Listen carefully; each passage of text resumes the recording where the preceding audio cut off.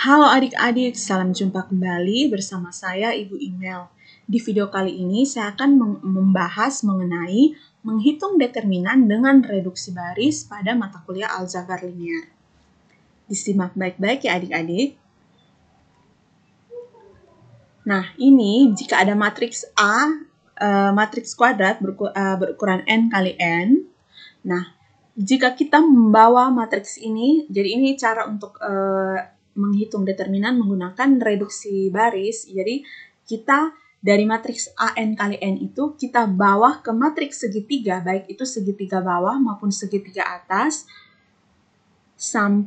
Kalau kita sudah membawa ke matriks segitiga, baik segitiga bawah maupun segitiga atas, maka kita bisa menentukan determinannya, yang dimana determinannya adalah hasil perkalian entry-entry pada diagonal utama. Jadi kita tinggal mengkalikan elemen-elemen atau entry pada diagonal utama. Nah, kita lihat dulu maksudnya bagaimana. Nah, untuk yang matriks segitiga, kalau bentuknya seperti ini, kita lihat di atas diagonal, ini nih diagonal utama ya, di atas diagonal utamanya itu 0 bentuknya seperti ini, sedangkan yang lain ini berarti namanya adalah matriks segitiga bawah. Jadi lihat ya, kalau ini diagonal, ini matriks diagonal, yang ini 0 semua yang di atas diagonal, sedangkan yang ini ada bilangan lain bisa 0, tapi jangan semuanya 0 ya. Bentuknya tidak seperti ini, berarti itu bentuknya bukan 0 semua, tapi ada 1, boleh 0, boleh itu, berarti itu dinamakan matriks segitiga bawah. Tapi kalau bentuknya seperti ini, di atasnya ini matriks diagonal, di bawah matriks diagonal itu 0 semua, dan di atas matriks diagonal itu bilangan real, maka itu dinamakan segitiga atas. Jadi di mana yang ini tidak boleh semuanya 0 ya, tapi bilangan bolehlah 1, 1, 0, tapi tidak semua harus 0 seperti ini. Nah, itu dikatakan adalah segitiga atas. Nah, kalau kita sudah bawa ke bentuk matriks ini dari matriks N kali N, kita gunakan operasi baris elementer. Ya, kita gunakan operasi baris elementer, bawa ke matriks segitiga, baik segitiga bawah maupun segitiga atas, lalu kita bisa menentukan determinan atau hasil perkalian, di mana determinan dari A adalah hasil perkalian entry-entry pada diagonal utama. Oke, nah kalau kita menggunakan operasi baris elementer, kita ingat ada 3 operasi. Yang pertama, mengalihkan suatu baris dengan konstanta. Yang kedua, menukar baris. Yang ketiga, menambahkan kelipatan suatu baris kepada baris lainnya. Nah, jika kita melakukan OBE, maka ada beberapa ketentuan. Ketentuan pertama, jika A aksen adalah matriks yang dihasilkan bila sebuah baris tunggal dari A dikalikan oleh sebuah konstanta K. Jadi kalau kalau ada terjadi seperti itu, maka det A aksen itu adalah konstanta yang tadi itu dikalikan dengan det-nya. Jadi kita tidak bisa bilang det A aksen sama dengan det A, tapi det A aksen itu sama dengan K kali det A. Lalu yang kedua, kalau dia pertukarkan baris, maka determinan A aksen itu sama dengan negatif dari determinan A. Nah, itu hati-hati ya adik-adik. Jadi kita melakukan OBE, tapi perlu melihat untuk determinan ya, perlu melihat ini dulu, melihat kalau kita pakai operasi yang ini, kira-kira apa konsekuensinya pada determinan matriks yang terbentuk. Lalu, jika A aksen adalah matriks yang dihasilkan bila sebuah kelipatan dari satu baris dari A ditambahkan kepada baris lain, maka det A aksen sama dengan det A. Nah, perhatikan, kalau kan operasi baris elementer itu ada 3, perkalian dengan konstanta, maka determinan yang dihasilkan juga itu lihat ya, ini ya, K kali kalau kita kalikan dengan konstanta itu, maka determinan dari matriks yang terbentuk itu adalah K kali det A. Kalau kita tukar baris, maka determinan A aksen itu negatif dari determinan A. Nah, kalau kita melakukan jika kelipatan dari suatu baris ditambahkan dengan baris lain, maka itu determinannya sama ya. Nah, kalau kalian lihat dari 3 ketentuan ini, saya selalu berusaha menggunakan menggunakan yang ini, operasi yang ketiga, supaya tidak bingung, karena takutnya kita lupa, oh ini. Tapi adik-adik, nanti kalau ini pasti terbiasa untuk mengingat. Oke, kita lanjut ke contoh. Misalkan ini hitunglah determinan A, di mana A sama dengan 3, 4, negatif 1, 0, 3, negatif 1, 1, 1, 2. Berarti kita harus bawa ini, terserah mau ke segitiga atas atau segitiga bawah. Tapi kalau kita lihat angka nolnya ada di bawah 3 ini, lebih bagus kita bawa ke bentuk segitiga bawah.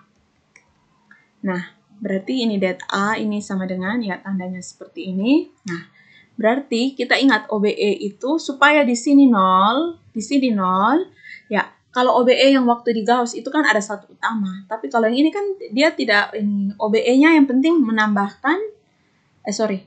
mengalihkan dengan suatu baris dengan konstanta, menukar baris, dan menambahkan kelipatan suatu baris terhadap baris lain. Nah, kalau saya supaya di sini 0, maka di sini saya kalikan baris pertama itu dengan negatif 1/3. Negatif 1/3 lalu, baris pertama ditambah dengan baris ketiga. Sehingga saya peroleh, nanti silakan dicoba. Kalau benar tidak hasilnya 0, negatif 1/3, 7/3. Ini sudah saya bahas di video SPL ya. Lebih detailnya di situ. 0, negatif 1/3, 7/3. Oke.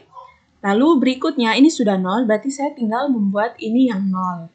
Nah, berarti saya bisa, boleh, kalau ini supaya ada pecahan dan ini saya tidak bingung, berarti saya boleh di sini 1 dulu. Berarti saya mengalihkan bilangan yang, ini supaya dia jadi 1, berarti saya kalikan baris ketiga dengan negatif 3. Ya toh, kalau saya kalikan bilangan ini dengan negatif 3, baris ketiga dengan negatif 3, maka determinan yang dihasilkan adalah negatif 1/3. Negatif 1/3. Karena ini ya, matriks yang terbentuk itu sudah 3, yang ini, yang mana ya? Yang